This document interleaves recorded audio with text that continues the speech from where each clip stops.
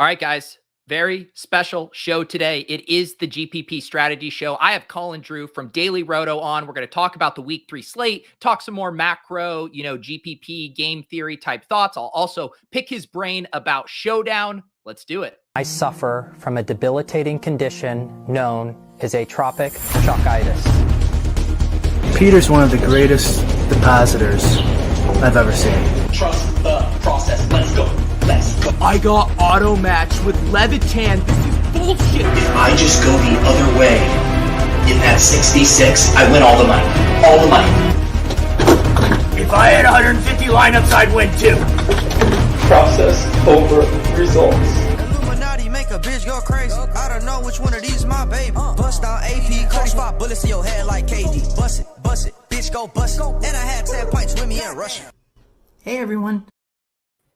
All right, here we go. New intro for the GPP show. Shout out to my guy, Luke Reynolds, for helping edit that for me. Colin, how we doing today? I love it, man. That intro was fire. I'm fired up. That's right. We had to get back to our GPP roots there. And of course, no better way to do that than talking strategy with you. How has the season been going for you so far? Not too bad. I was close to a huge week 1. Kamara put a goose egg up in the second half, and then Tyreek Hill just absolutely buried me. So I felt really good week 1, felt really close, and last week was just a disaster. So we're grinding. We still got 15, 16 weeks left, so we'll be good. Are you what kind of, are you playing MME, more single entry 3 max stuff for main slate, or are you playing everything? Yeah, so I do the MME on FanDuel, and then on DK I focus on the single entry 3 max, power sweeps, jukebox. So it's kind of a mix of, some of those are large-ish fields, like a couple thousand, but not the lotteries as much on DK. So definitely some small field strategy. I think we can go over there because those are more reg filled tournaments. And I try to separate, like, the way I think about what tournaments I'm playing is like the audience. And I think FanDuel definitely playing against the casual players. In the 3 max stuff, I think usually you're playing against people who are listening to a lot of this content. Yeah. Do you hand build your 3 max and single entry lineups? Or are you like creating a set and then just kind of dumping them into those contests? Closer to hand build. I guess it's like a opto build and then like self-complete by hand. Gotcha. And so, and because I do feel like that is one of the edges in the more small field stuff, is to really catering your exposures to kind of the field size and how those players in those super small field stuff get steamed more. And like, do you find yourself trying to take advantage of those more kind of micro dynamics? Yeah, it's definitely a struggle. It seems like even more of a struggle when you get to the higher stakes. I guess when it's like a multi-thousand person field, I feel like it's at least a little bit predictable as far as potential pivots. But yeah, always trying to leverage ownership, especially within like game stacks, I think is pretty good. Got some weird examples for week 3. I'm excited to throw at you later too, as far as how like these reg filled fields might approach game stacks this week. But yeah, I think trying to build for a specific contest is always the way to go. I do need to alert you to something that's transpiring. The people are not going to let you live down saying you self-complete by hand, Ruby. So you have to live with that going forward. Yeah. And then I obviously want to talk to you a little bit about Showdown stuff. I assume you're still in the full-on MME streets for that as well? Yeah, still been doing MME. Managed to lock Andy Dalton as my MVP on FanDuel last night and still barely double up. So it's been a grind. I mean, it's like when I first started, I was on this unsustainably hot run where I was winning like once a month for like a year and a half. And then it's been about a year and a half since I've last won. So we're grinding. A lot of stuff's changed there, but I'm still in it every single week, trying to think through the different layers, the edges, and how to attack it. I feel okay about my process, but it hasn't clicked yet this year. Yeah, and plug the premium Showdown pod that you guys do. Yeah, so I do a podcast with Brian Jester from Occupy Fantasy. We do that Mondays and Thursdays for the primetime slates for subscribers of both DailyRoto and Occupy. I like it because Brian plays very differently than me, so we both approach things in a thoughtful manner, but very different as far as the strategies, and I think it provides a good balance to people to like think through how they might think about approaching things. So yeah, and then we have write up, obviously projections, optimizers, ownership projections for all that stuff too. But the podcast with Brian is one of my favorites just because of everything I can pick up and learn from him too. Yeah, for sure. It's a great mix. Yeah, I wanted to just start to kind of pick your brain a little bit now that we're, 2 weeks into the season. And if there are any kind of new metas, new trends that you're noticing with the field this year that might be different in years past, anything that you're maybe adjusting to, trying to take advantage of, or is it kind of business as usual in these GPP streets? Yeah. So one of the things, I guess, specific early in the season, I think we always have to think about is there's like different levels of variance in DFS as far as the projections. If a wide receiver is projected for 25% of targets, like he's always going to have some variance, regardless, and even if that projection input is perfect. And then early in the season, you also have the variance with projection inputs where some teams might feel really good about the structure of like the Kansas City Chiefs, like passing offense. Whereas other teams, you're still trying to think about that. And so there's more variance as far as the projection inputs early in the season. I don't think we really know like the roles. We feel a little bit better, but it's probably not till like week 5 we feel great about that. And so trying to take that into account a little bit as I go through my weekly process, figuring out which teams I feel really confident with the projection inputs versus ones that might want to be a little more cautious on, and how that relates to leverage points, I think is pretty good.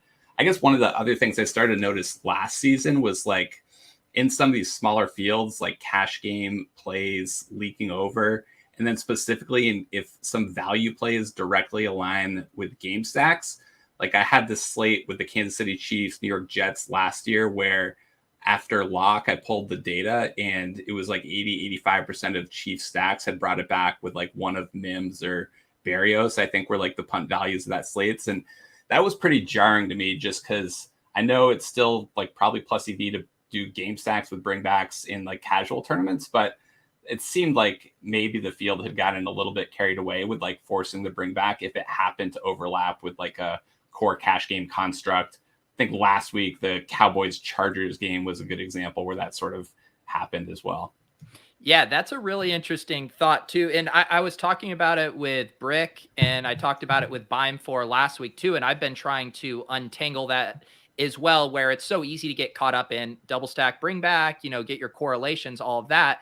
But then thinking it through, if there are values that are so great, like in week 1 with all the cheap 3K wide receivers, that the correlation boost you're getting from the bring back doesn't make up for a better projection just in a one-off play. Is that how you kind of think about when a bring back makes sense? Is it all contextual to how much value there is on the slate?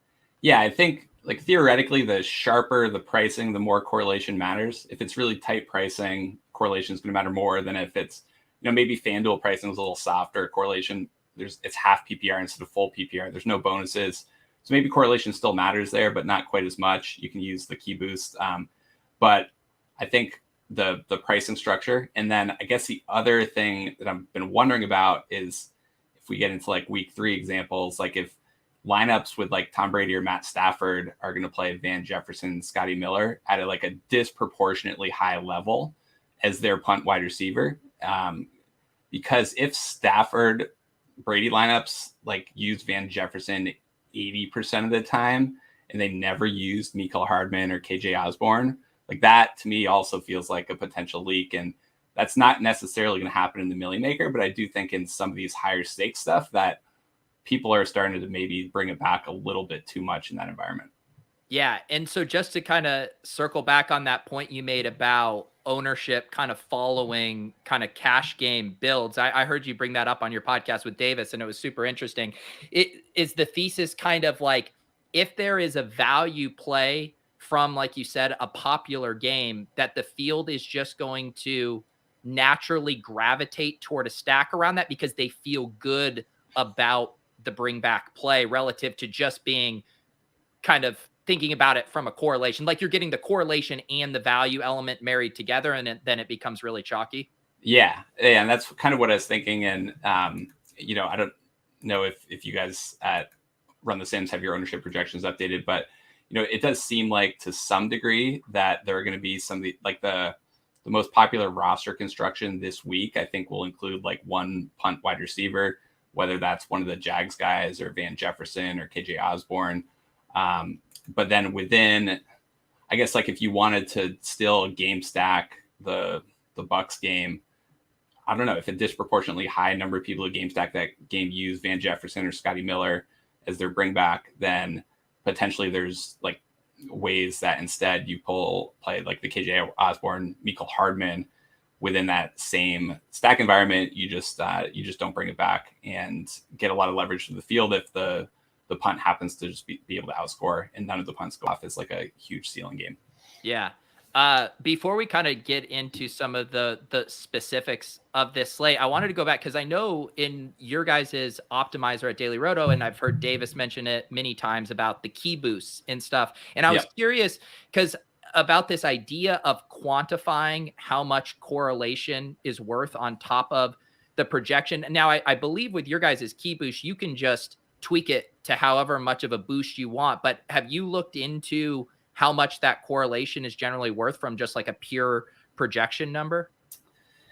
Yeah.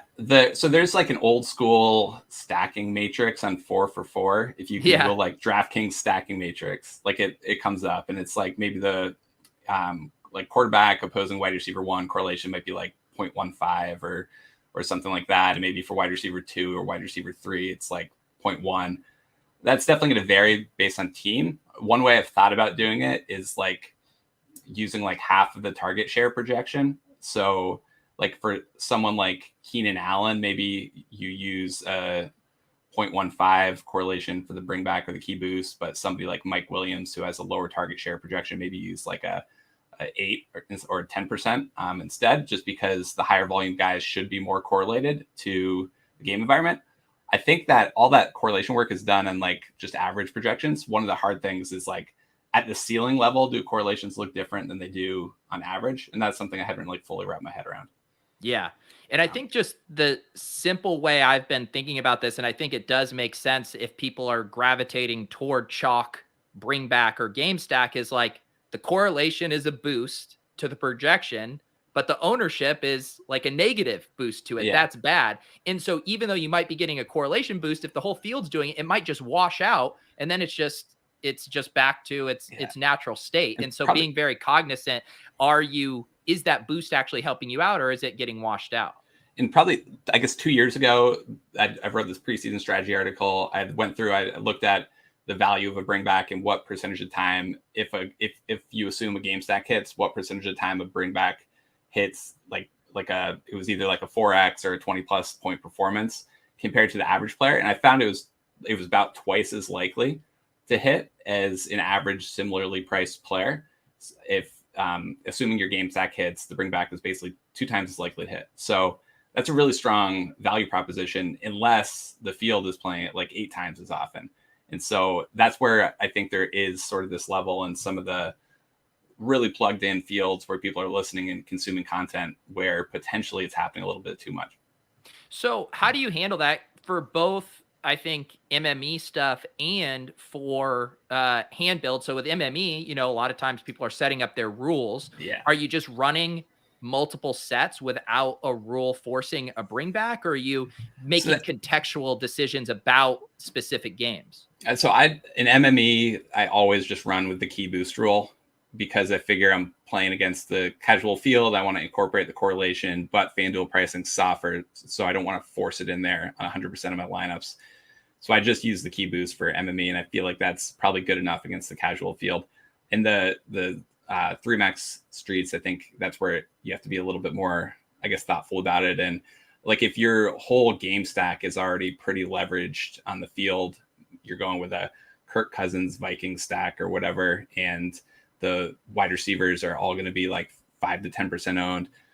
Like maybe you just play like the optimal correlation in that one because you've already got so much leverage on the field. If it hits, you might as well just be right. Whereas maybe if you're going with like a chalkier game stack, that Rams Bucks game, maybe that's where you need to be a bit more thoughtful. Probably have to differentiate your running back positions there, just because like Chris Godwin, Cooper Kupp will be so popular. But then also the way that you're using bringbacks there, maybe that's where you need to differentiate a little bit because you've kind of got this like chalky construction to begin with, and you need to find a way to diverge a little bit from what the field is doing. Yeah. And so how do you then think about it from a hand build perspective? I felt very rusty last week. I fat fingered my main lineup because I was trying to get all my puzzle pieces together, and it ended up running a naked Jalen Hurts lineup because I couldn't get the stack to fit, and I panicked and I submitted, and it ended up being my best lineup. And that's how DFS works. But I'm curious from that because, I have my stacks that I like, some with bringbacks. I have my mini correlations, the secondary correlations. And then I'm sitting there staring at like 3 or 4 blank lineup screens and trying to get these pieces to fit. I think naturally I do gravitate toward putting in a stack and a bringback as the start. I mean, how would you think about that as far as building and then working toward knowing if the bringback makes sense? Yeah, it's definitely, and that's part of the reason I tried to simplify my process for the different sites where it's like just MME over here, just 3 max here. Usually build like 3 different cores for the 3 max, and then I'll diversify maybe throughout the stakes. So just start with like the best team, the best core game stacks, my 3 favorite ones, build the best teams around those. And then maybe I'll do 2v2s throughout, like, the 150 down to the 50 to the 27 to the 3, and get some diversity that way. I usually start with like the optimizer template though. So I will create the groups and rules in the optimizer, run that, and input basically the optimal lineups for like the 3 different game stacks I like the best. And then you're just kind of reviewing those within the context of the slate and trying to decide whether or not you want to like force the bring back, or maybe the bring back's in there already and you feel like you're chalky at running back, chalky at the game stack. And so like removing the bring back and finding differentiation there maybe is one of the other ways you can go. And would you say the reason or a big benefit of doing that first pass with the optimizer like that is because maybe you're at risk when you're hand building, even if you have correlations, that you might just be giving up way too many projected points versus the optimizer is going to jam in the most possible, and then you can make tweaks from that? Yeah. I'd be worried if I was like just accidentally giving up like 5 or 10 points from what's optimal based on like the hand building logic. And I'd rather just start with what's optimal and then decide I can deviate off that for specific reasons. Yeah, I think I need to bring that back into my process. I was doing that more last year. And this year I just haven't. I've been building out my spreadsheet, getting familiar with the Sims and all of this stuff, and trying to add on. But I think I need to do that because I was just pretty strictly hand building on Sunday morning. And not that I think I gave up a ton, but I do think that's a risk in just purely hand building. Yeah, I think it is for sure. And then there are some times where, I mean, you can still do it even if you're optimizer building and hand editing. And there's still times where you like it locks, your game stack hits, they're all like 2 to 5% owned. And then you also pivoted the running back there, and the best running back play just goes off. And you're like, well, I just got so much leverage with like these 4 spots in my roster. Like, why did I also take a massively suboptimal leverage play at the running back position? And so I think that's one of the other reasons, I guess, to start with like an optimizer build and then tweak from there. Yeah, that makes sense. I think that's a good note, and something we should be incorporating. How do you think about, I feel like another situation that's been coming up a decent amount that kind of always makes my head hurt is when you're getting a couple, maybe they're one-offs, maybe it's a bring back, but 2 wide receivers from the same team. And what they could be at similar price points or even different price points, and neither are catching a ton of ownership, and you like the game, you like that spot. Is that a situation? I'm trying to think of a good example. Like it could be a Justin Jefferson, Adam Thielen, where those guys aren't catching a ton, or it could be like a Broncos situation from last week where neither Sutton or Hamler. And I'm thinking of it like I ended up going with Hamler. Sutton's the one who goes off. And I think I just gravitated toward Hamler because he was the cheaper guy. Do you have a way of like thinking through those scenarios where you like a specific situation, but don't have necessarily confidence on which of those players is going to be the right pick? Yeah, I think that's where I'll try to diversify through like the stakes. And so last week, one of the game stacks I liked was Tennessee, Seattle. And so usually I'll look at the leverage scores at wide receiver and I'll build backwards from there. And so we had really high leverage scores on AJ Brown, Julio Jones, Tyler Lockett, and a little bit on DK Metcalf. The field started to pump Metcalf a little bit as the week went on. But there were 4 high leverage scores within one game environment. So that immediately to me became a pretty enticing game to stack. And so you could start with like a core game stack with like Tannehill, AJ Brown, Julio, and Lockett.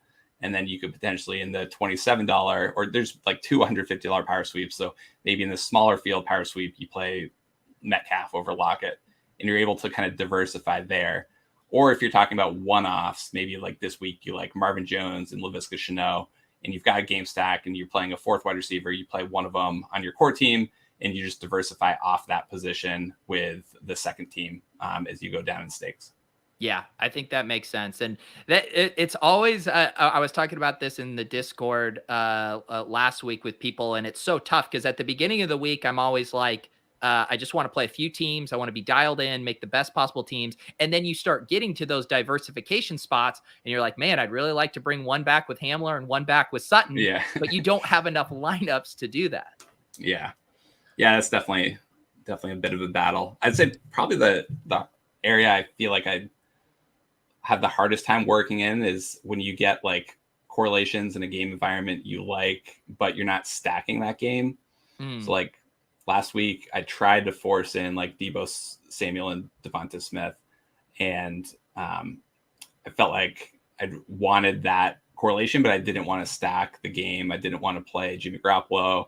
I was a little concerned about Hurts compared to some of the other quarterback values. So I feel like that's one of the opportunities for correlation that is hardest for me to work in, is when you have good correlation between a couple players in a game, but you're not stacking that game, is still trying to like be able to get exposure to the upside case there, even if it's not part of your game stack. Right. Where you're saying it's like, it's a narrow, like when you're doing those secondary correlations, it's a little bit of a tight thread to needle in that it's like, I need these two guys to go off, but I don't want the game to go off to an extent where I should have just game stacked it and not picked my spots. Yeah. And it's also like impossible to like create, not impossible, but it would be very laborsome in an optimizer to create rules that said that it's easy to tell the optimizer if your quarterback is this, double stack him and key boost the opposing wide receiver 15%. It's a lot harder to then take like skill position players that correlate with each other and tell it rules to do that outside of a game stack environment. Yeah. Yeah. I ended up I was trying to get a Hurts stack. I feel like some of those rushing QBs make that even tougher. Cause I think if I was looking at, that Smith and you said Deebo, I would have been tempted to just make that a Hurts team. But was there anything driving you off of Hurts in that specific situation?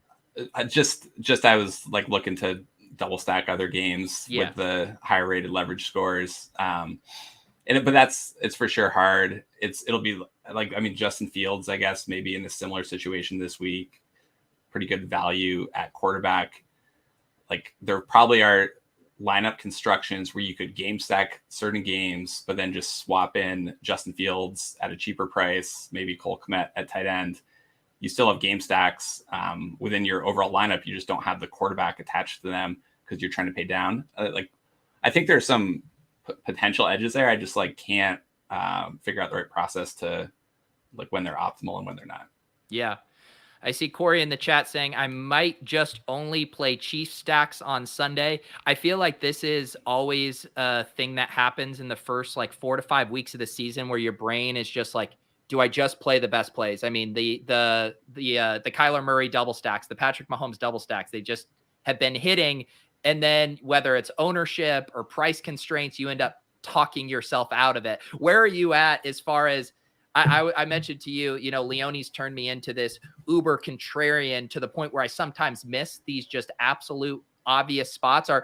Where are you on that spectrum of hyper contrarian versus play the best plays? I'm probably halfway between. I'm not at the Ronald Jones and high stakes level of contrarianism, but I'm trying to get at least 4 roster spots differentiated. So if it's the passing or the game stack, then I feel pretty good just playing the best plays at running back there. Mm-hmm. If I'm playing some weird running backs, maybe I'm fine playing the best game stack in that environment. Yeah, this week feels weird at running back. I mean, It doesn't seem like anyone's going to really get over 20% in MME. Are you seeing that? Yeah, I can't. Dalvin Cook, I think, is the hardest one because if you took like the injury off the paper and you just had like his workload projected in there, I think you'd be 20 to 30. But a combination of that injury plus what Derrick Henry did last week, maybe those guys split it. So I tend to agree. I thought I thought Dalvin Cook would be the highest owned, but maybe the injury stuff like just splits it between him and Derrick Henry. What do you have for Henry's ownership right now? Let me just pull this up. So I will caveat this by saying that it's always much more accurate on Saturday once all the competitor projections are updated and the injury reports are clear. But we've got him at 14.8 right now. That's what I had aggregated a few and had it at 14%. I mean, that's kind of wild to me because, I mean, wouldn't you say 2 years ago, coming off of that game, 30. he would 35%? Yeah. It's crazy. And I feel like a similar. He still could be in like the milli or something, maybe. It's hard to. It is sometimes we underestimate like the casual player's willingness to click game logs, but I think you're probably right. Like it's just changed so much as far as how much content's out there, what percentage of the field is playing with content. Yeah. And like, I mean, I'm looking at the Seattle wide receivers, Metcalf and Lockett, within 100 in salary, very similar ceiling projection, and also going to catch similar ownership. I'm seeing like 9 to 10%. Again, you would have assumed like 2 years ago, Lockett would be 25% and DK would be 5%. Yeah. So I actually like last week just had this epiphany that like Tyler Lockett was just not going to be owned, even though he had went off for 2 touchdowns, 100+ yards. It's like DK Metcalf was more popular in season-long drafts, best ball drafts, went way earlier, and all of the people who saw Lockett go off were just like already licking their chops to play DK Metcalf. And so you could actually get like the most leverage if you wanted to stack the Tennessee game by playing Julio Jones and Tyler Lockett, rather than AJ Brown and DK Metcalf. So there's a little bit of that going on as well. I think I would say like Metcalf will still be more popular than Tyler Lockett in like a high stakes tournament. I know. I think you're right. And it can't happen 3 times, right? Yeah. It's because we got, Davis Maddock out here just always saying alpha on Twitter, and no one wants to play the beta who keeps scoring all the points. Go ahead. His mind's just too buried by NFTs now. You just can't. Dude, he's a pillar of the NFT community in my Discord now. In like 2 weeks. I mean, it's out of control. Sam asks here, who are the chalk tight ends this week? I'm seeing Hawkinson and Higbee. Anyone else I'm forgetting? Pull this up. I don't think there's going to be anyone that is excessively popular. Like Kelsey will take some ownership just because he always does. But Higbee, I guess people are moving off a tiny bit off of last week. I don't see too many overwhelmingly popular tight ends. Yeah. One of the things I like to do. Oh, go ahead. Oh, I'd like to get an understanding for, like, I don't play cash. I obviously talk to folks who do, whether it's Davis or like Drew and Leone. But I also, you can optimize around the public ownership. So you could try to generate the highest possible ownership lineup. And a lot of times that'll funnel you pretty closely to like a 1v1 or 2v2 from what a lot of the pros are using for their lineups. And that helps me a lot too, just getting an understanding of like, what is the overwhelming consensus roster construction this week. Yeah.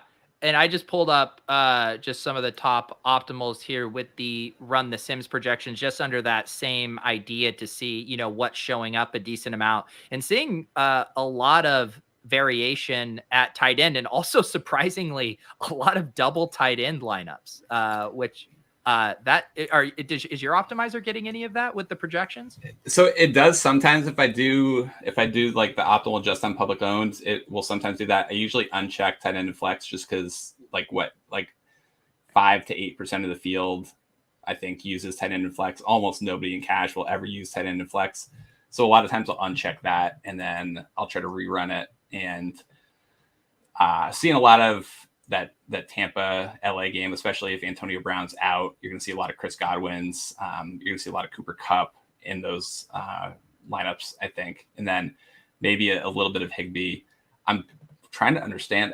like if people are actually going to play like Van Jefferson in that game or not, because he was one of the other guys. If you had to punt a wide receiver position, him and KJ Osborne was seeing as getting like a little bit of run this week. Yeah, I wonder. Yeah, you mentioned at the top too. I'm curious between Van Jefferson and I assume Scotty Miller is going to be the go-to with Brown out, or people. Who's the other guy? Tyler Johnson, maybe. Yeah, I like last year with Brown out. It's like Scotty Miller was like a 12% target guy, and Tyler Johnson was like 4%. They got like the Jalen Darden guy who may be active. He's like a 1 or 2% guy. I don't think Scotty Miller is just going to take like 18% of targets though. Yeah, no, I agree. Scotty Miller would seem to get loose downfield too. Kind of, I feel like I like that kind of boom bust proposition. Yeah, he'd be a pretty interesting one-off or pretty interesting bring back candidate for like Stafford stacks or something.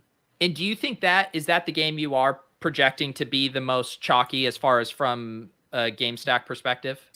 It seems like it because I think right now, you can tell me if your stuff's different, but I think right now Godwin, Kupp, and Keenan Allen seem like probably the highest owned wide receivers. And then maybe, so I think that would bring game stacks into play pretty squarely there. Maybe, I don't know where Tyreek Hill, Keenan Allen, that'll, I guess, be like a popular correlation as well, just a little hard to fit in. Yeah. Definitely. This one is weird to me. I hadn't seen Cole Beasley getting a ton of love, but he's definitely showing up here as a popular guy. Is that checking out for you? That would surprise me a little bit, but yeah. I think that seems high to me. T. Higgins, it sounds like is doubtful. I wonder if that gives some pretty big boosts to Boyd and Chase. Yeah. And same with Deontay Johnson. It sounds like he's on the wrong side of questionable as well. Okay. Yeah, I was on a call before this, so you might have the latest morning practice reports. I definitely think like any of these offenses, I mean, Tampa was one of them with Brown, right? Godwin, Evans, Brown. Then you have, Deontay Johnson, Claypool, Juju, and Boyd, T. Higgins, and Chase. And all those guys were like all, early or mid-rounders in fantasy drafts. And if you project a more condensed offense, like it's really easy for like the value guys to pop, I think, in those projections. Once you remove one of them, it's just it boosts both the other guys, and it's hard to get them out of there. Yeah. How do you think? Because I feel like someone like Chase Claypool this week is a pretty big riddle. Because on the one hand, you have basically a barely walking Big Ben who can barely throw out there. On the other hand, you remove Deontay Johnson, you up Claypool's targets share a little bit. He starts to look pretty interesting. Yeah, one of the things I've felt like is if there's been this like injury situation that builds up all week and then a player's ruled out, like Dalvin Cook, for example, like this situation's kind of been building up all week. If he's ruled out, it'll probably be, well, if he's ruled out ahead of time, like a Schefter bomb on Saturday night, then there's been enough buildup there that Madison will take a ton of ownership. I think it's probably less true with these like Steelers wide receivers. There hasn't been that much buildup about Deontay Johnson missing or about T. Higgins missing. And if those guys are questionable going in and they're inactive, I don't think the field responds quite as aggressively to that at lock as they would if like a star running back is out. And so I try to play, especially in MME, I try to play those situations a little bit more aggressively than I would otherwise. Yeah, that makes sense. I'm starting to see some love in the chat for this Baltimore-Detroit game. I also, it does seem like Lamar is going to project pretty well. Do you think this could end up being a trendy stack, especially with Hawkinson or Swift, both looking like nice bringbacks? Right now at quarterback, so quarterback ownership in general ends up the most diversified of any position. We've got Lamar at 10%, and right now Kyler and Mahomes at like 7%. I sometimes struggle. That's like what the math says. I sometimes struggle with the fact that like maybe Kyler and Mahomes are more stackable, so maybe that boosts them in tournaments a little bit more than just what the projections said. The hard thing with Lamar is like, do you stack him? How do you stack him? We've got him projected for like 56% rushing attempts. And so not as many passing attempts for Lamar. I like the Lamar Hollywood Brown stack a little bit. I definitely don't trust any of the Detroit wide receivers to bring it back. And that price tag on Hawkinson, I guess I would rather just like punt the position or get up to like someone with a huge ceiling like Travis Kelce. Yeah. And also Marquise Brown, another one the Ravens beat said was trending in the wrong direction. I guess Andrews and Sammy Watkins would probably be pretty interesting in that scenario. Yeah, that would be pretty interesting. And Watkins has seen like Andrews' usage has probably been one of the most disappointing to start the season out of anybody that we expected. Not getting like red zone targets either. Watkins, I think, has been like pretty heavily utilized, probably more so than we expected. And yeah, I think Hollywood was he was heading in that direction, I think, before the Chiefs game. He wasn't sure he was going to play, and then he kind of woke up Monday and felt fine. So that's pretty interesting. I always like checking in over here, run the sim on the main slate, seeing if anything jumps out. Like Colin said, this information will get much better once we get, Saturday final ownership and news and all of that good stuff. But Chris Carson showing up in a fifth of optimal lineups across this sim is kind of interesting to me. I mean, Chris Carson is just like always in this range. I guess last week he was a little chalky. This week, I guess maybe semi chalky. How do you think about Chris Carson in the context of a team that I'm always gravitating toward a Russ double stack with?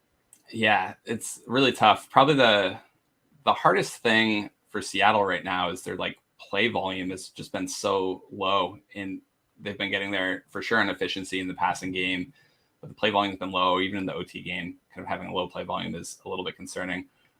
Whenever I look at the Sims, like we've got our own version of that, like optimal lineup percentage. And I think probably the biggest takeaway I ever have from that is just for almost all players, it's never higher than like 20-25%, even if they're a player who seems like they're in like the smashiest of smash spots. And the ownership often gets higher than that. Like, Cooper Kupp, we have close to 30 right now. Maybe it comes down with Godwin grabbing some, but it does show you that in the lottery style tournaments where you need close to the optimal to win, that these players are definitely more popular than they should be.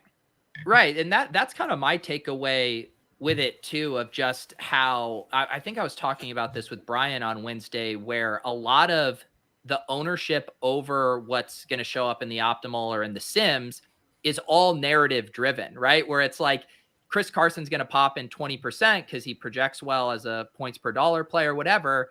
And then he gets to 30% because some touts or some sites are really pushing him. And there's like this 10 percentage point of narrative premium based on what the math says. And that's why for me, lately it just feels so easy to avoid any of that mega chalk because you're paying a really expensive premium for some narratives at that point. Yeah, it's like a combination of narratives or like I just don't like the guy. Like right. Like Chris Carson, I don't think he ends like if you've got him 20% to be optimal, I don't think he ends up at that because people just don't really like Chris Carson. Like they're always, I mean, Davis is always trying to find reasons to give work to, DJ Dallas or Rashad Penny or whoever it is. And I think there are some guys people just don't like people just like Metcalf better than Lockett. So even if both guys maybe are within a couple percentage points as far as their optimal lineup probability, there are certain guys that are just always going to be more popular just because either they've done it before, they've done it recently, or people just like them better. Seeing both Carson and then obviously CEH with the cheap price tag this week, do you ever, like in your hand builds, would you ever toss in a Carson or CEH as part of a double stack, especially CEH this week with the cheap price tag, or are you normally sticking to pass catchers?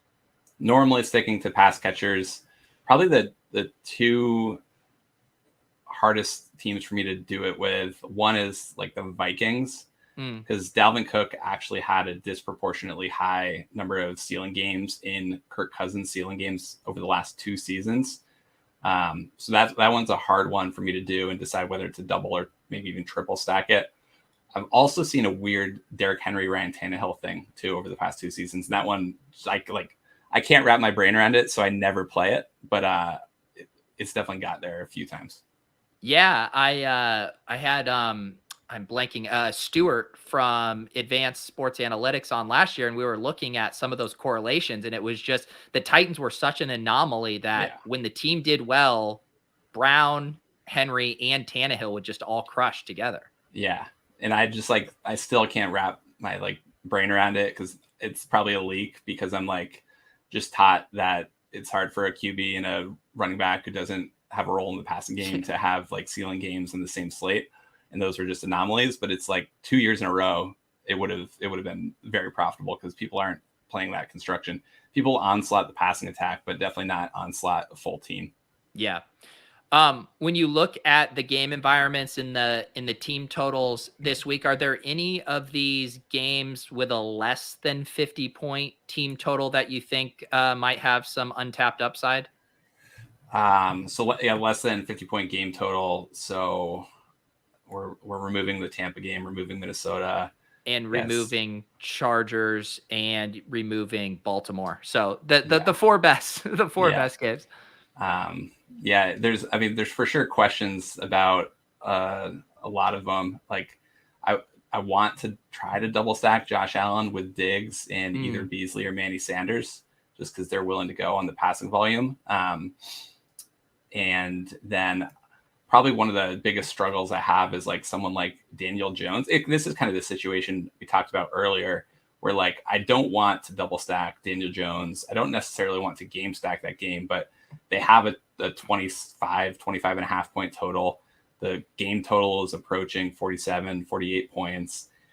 He's got rushing upside as well. You can correlate individual pieces, but in tournaments, I usually end up just like opting out. But that's one of the areas where I feel like it could be a leak, where I can stack multiple pieces of a high total game, still play Daniel Jones, maybe skinny stacked. And I don't know, that's something I'm trying to work on a little bit this year. Yeah. And this actually kind of ties back to our thing earlier about, making sure that when you're hand building that you're still getting in, as many projected points as possible. I like using this stacks tool here. You can go do individual, you click the game, you can then set up your rules for how much, who you want it to be. I put, 2 wide receivers tight in here, and then it'll output the little stacks here, show you the overall projected points and projected points per dollar. Make sure that you're not, hemorrhaging too much projected points. But like you said, probably don't want to double stack Daniel Jones. If we get down there, we're going to see a decent amount of Shepard and Golladay. Shepard's been solid though this season. Yeah, it definitely has been. I always had like a tiny bit of concern with Ingram coming back, that it just like distributes the targets like more broadly, but it definitely hasn't been the case. And I guess maybe at this point in his career, I shouldn't be super concerned about building my lineups around like with Evan Ingram in mind. For the that Buffalo game, did you say, is Josh Allen someone that you would definitely be down to double stack, or would you do skinnies with Diggs too? I think double stack is like his price point. You got to get a pretty big output from him to pay off. So with like Daniel Jones, like he could lose at the quarterback position by 4 or 5 points, but let you win at the skill positions. Josh Allen, if you're paying his price tag, he's kind of got to put up that like 28, 30 point game that competes with Kyler and Mahomes and whatnot. And Buffalo specifically has just been pretty pass heavy, above expectation over the last like year of play. And so I think I would probably try to double stack Josh Allen.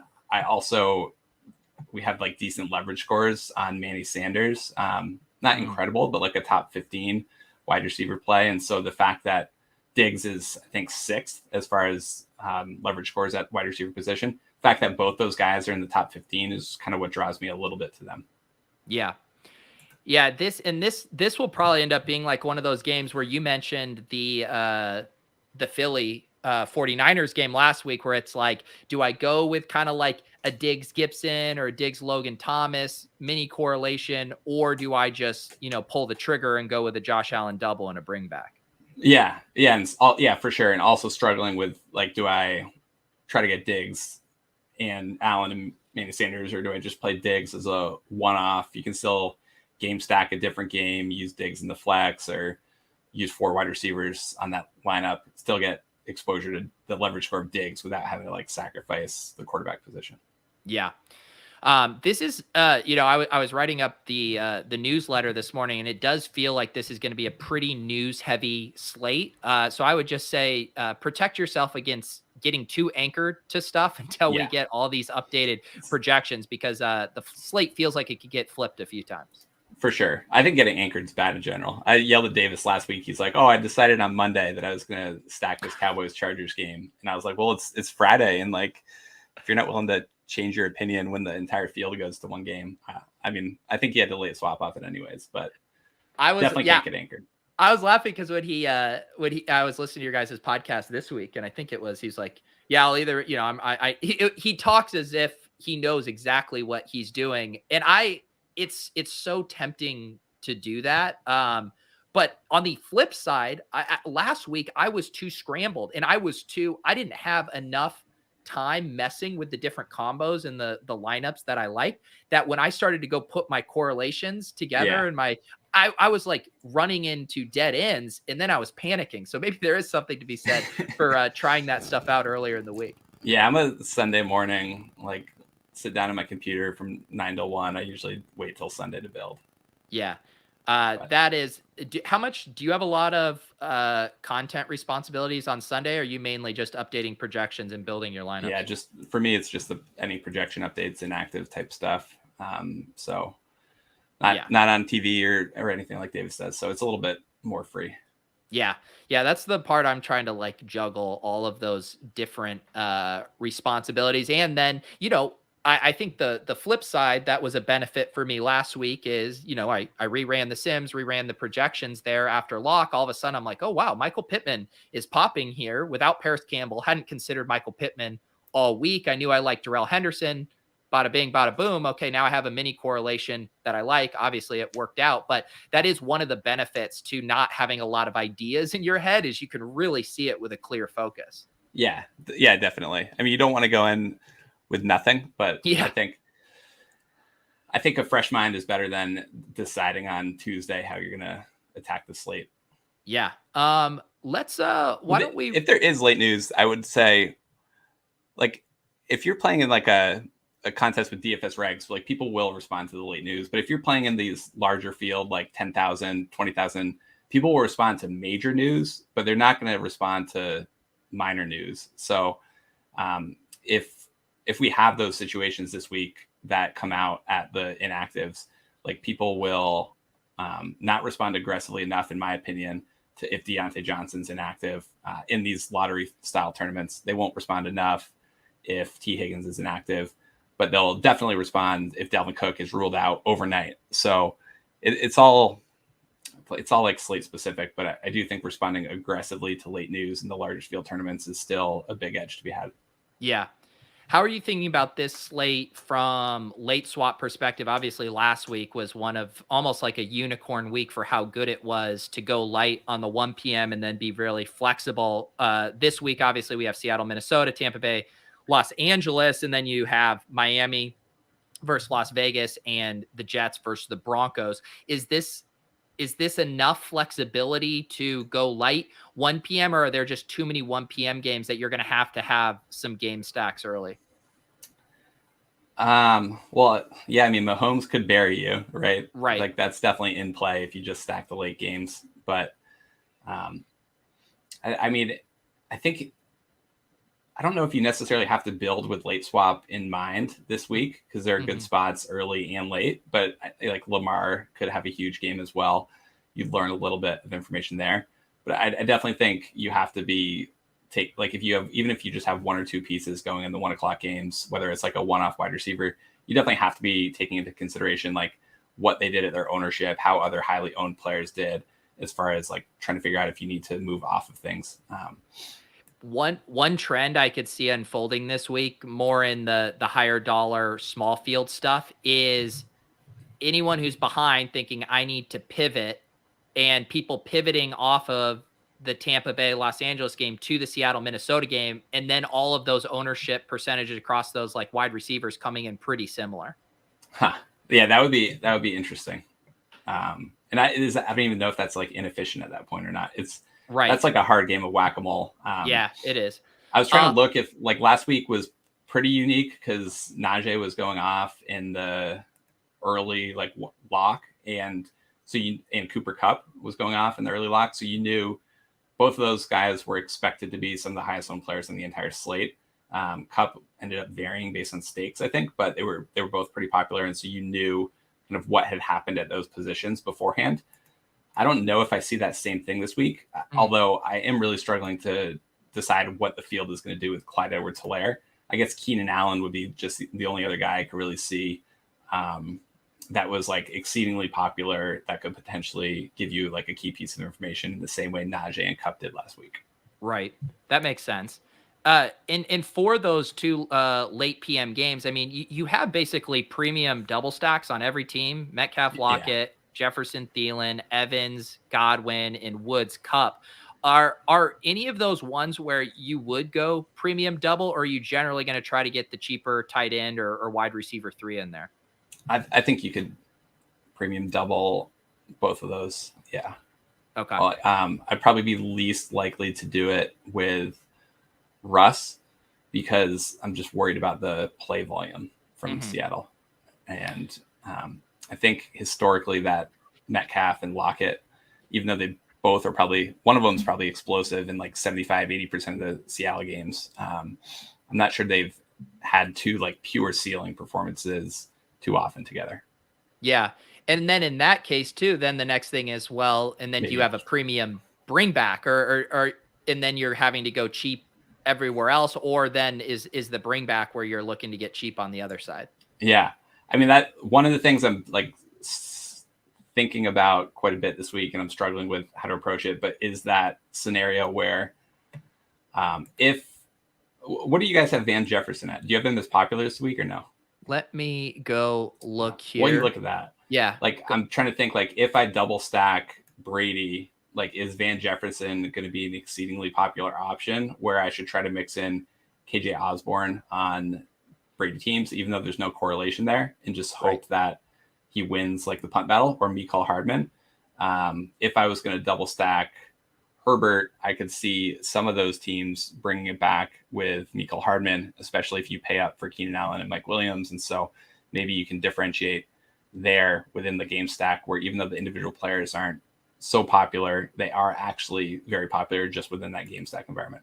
Yeah. I would only do this, by the way, in the like $150 and above small field 3 max where people are consuming content. Definitely in large field, still just stick to the correlations. Yeah, that makes sense. Yeah, I'm seeing, 3.42%. Corey's seeing 6.9% on labs. I'm seeing an average in my aggregate of around 5%. So nothing too steam now until he gets the Drewby bump on the Pete's GP Pete show. Let's see here. Why don't we wrap up by building a lineup? People love it when we build the lineups here. We can build this one through the lens of a small field, single entry or 3 max tournament. By the way, PSA guys. So the Deposit Kingdom league is full. I accidentally had set up a recurring contest from last week. Do not enter that one. I need it to go 2 weeks unfilled for it to disappear. I was on the line with DK Assist. They say there is no way to manually delete this tournament. Can you believe that, Drewby? Their system will not allow it to be deleted. Just too good of a league. If the people keep coming back and they keep filling it, it's just too good. I mean, it tilts me so much because it says week 2 GPP, 40 people entered it. I'm just like, no. So anyways, let's and talk through kind of it when you are staring at a blank lineup here. Are you thinking, all right, let's pick our game? Do we want to start with a correlation? Where would we begin here? I have most often started by sorting on the leverage column within the wide receiver position. So yeah. What are the highest leverage pass catchers on the slate? And then I'm often just like, I'm looking to see if any of those guys happen to be connected to the same game environment. And I'm not seeing quite as much of that this week as I was last week. I do see both AJ Brown and Julio Jones with pretty strong leverage scores.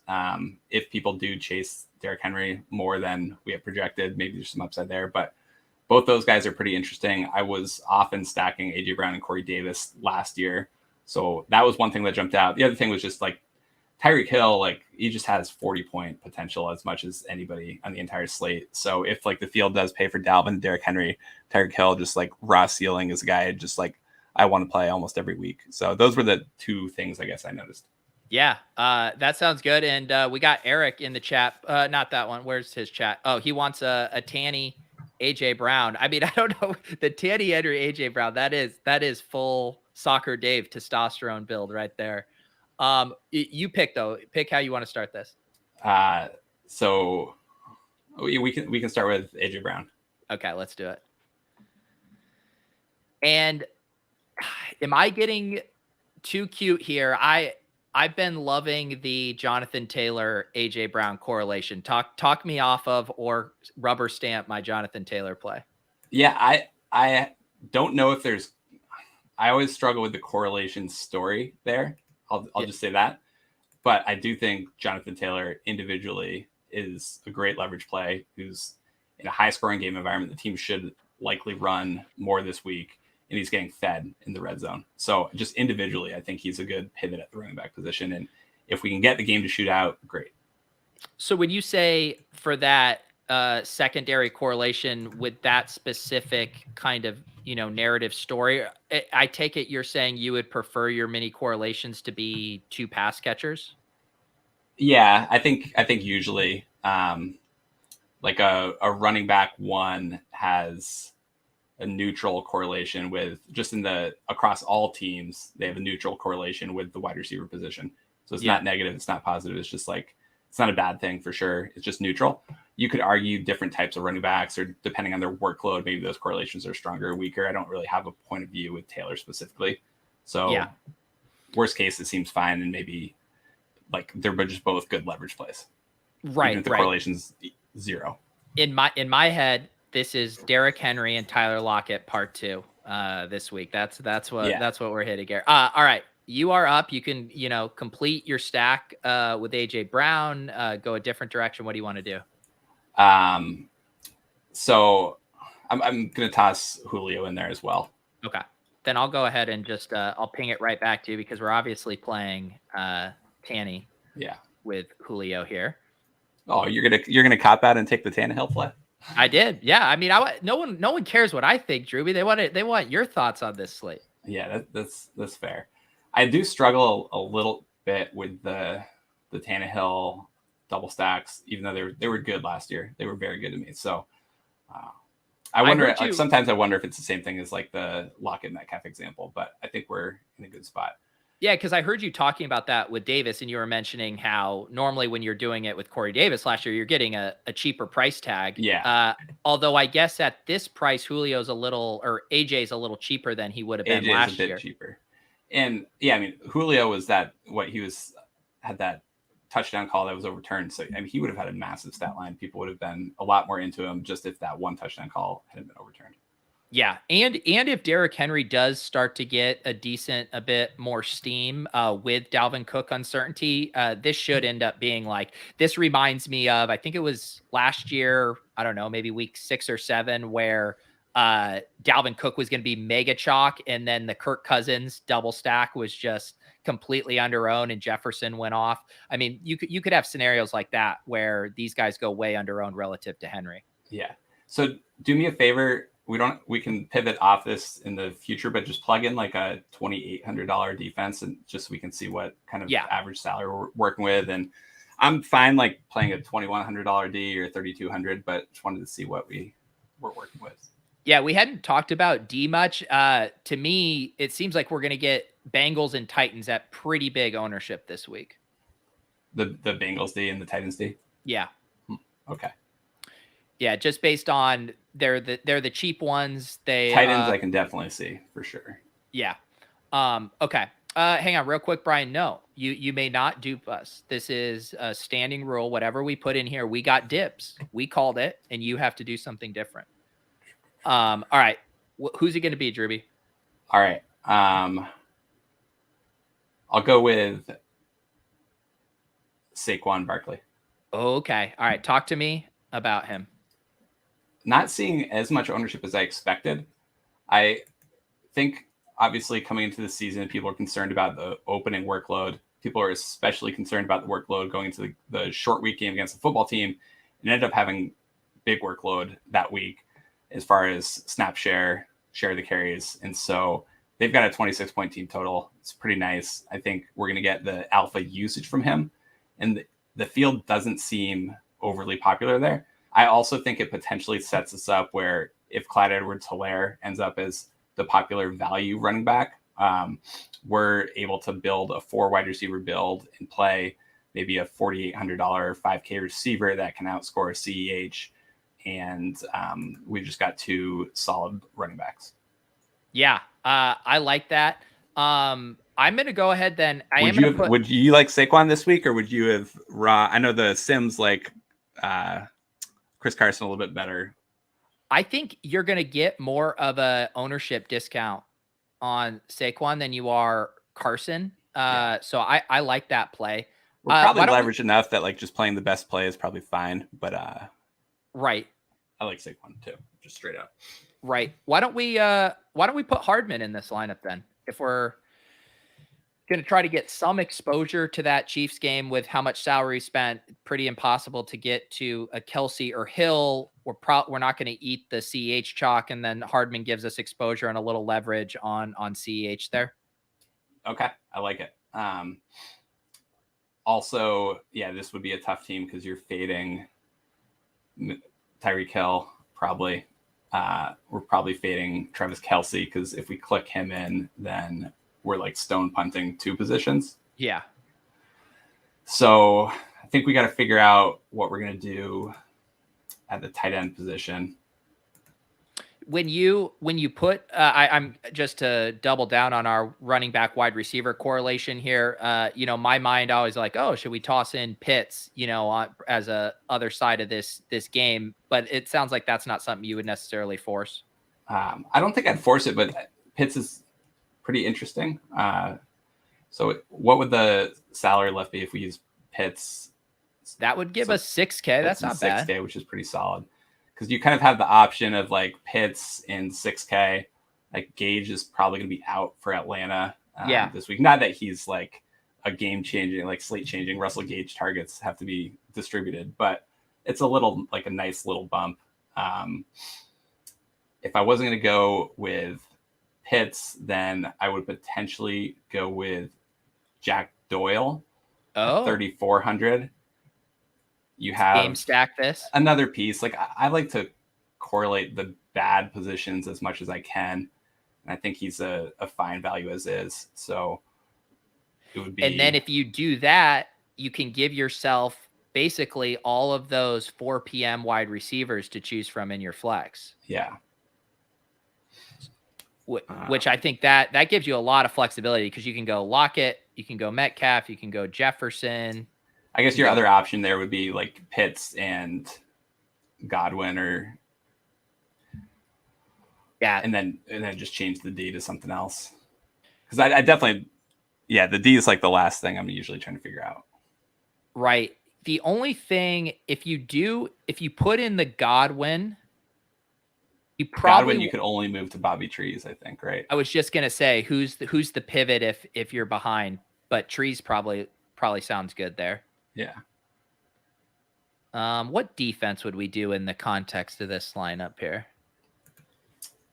Who looks good?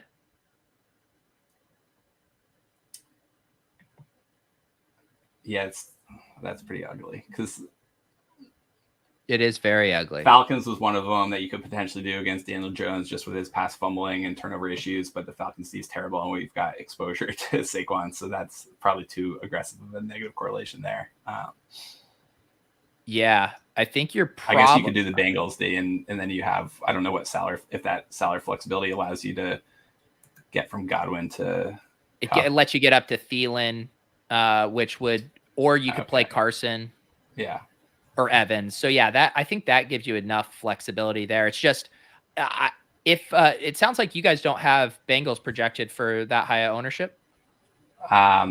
Usually the D is pretty wide until something like obvious happens.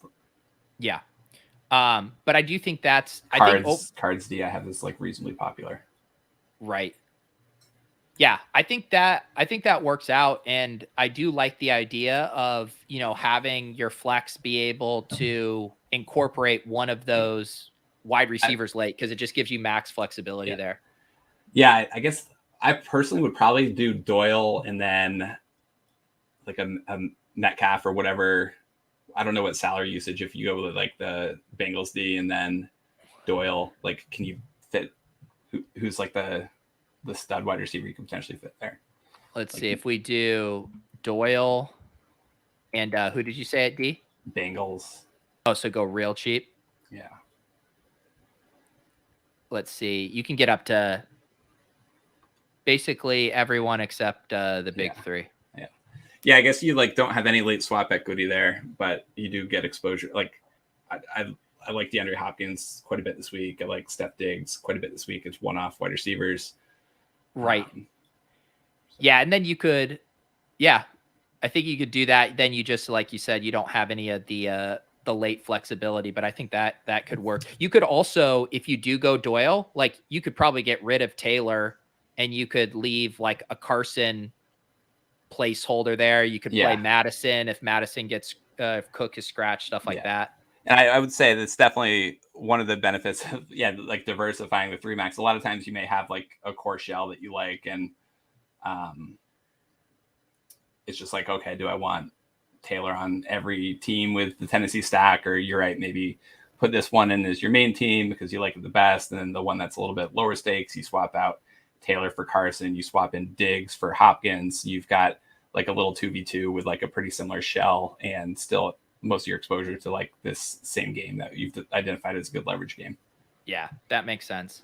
Well, Drewby, I really appreciate you chopping it up. Where else can people find you? What other content can they find? But not on Sundays, because that's when Drewby makes his working. Now all of our stuff is over at DailyRoto. You can follow me on Twitter at Drewby417. Awesome. Yep. Follow Drewby, link down below. Check out his podcast. Check out his showdown work as well. I have really enjoyed listening to Drewby and that podcast and trying to get better at my showdown game. Obviously, subscribe to Run the Sims. If you guys haven't, if you liked any of the tools you saw today, you can get 10% off with promo code Pete. I will be back on Sunday morning for an exposure ownership cram. We can get some final updates once we have more news. And I will also be here in about an hour and a half for Splash Play. We have guest Hayden Winks joining us. So for Drewby, I'm Peter. Good luck with your lineup building.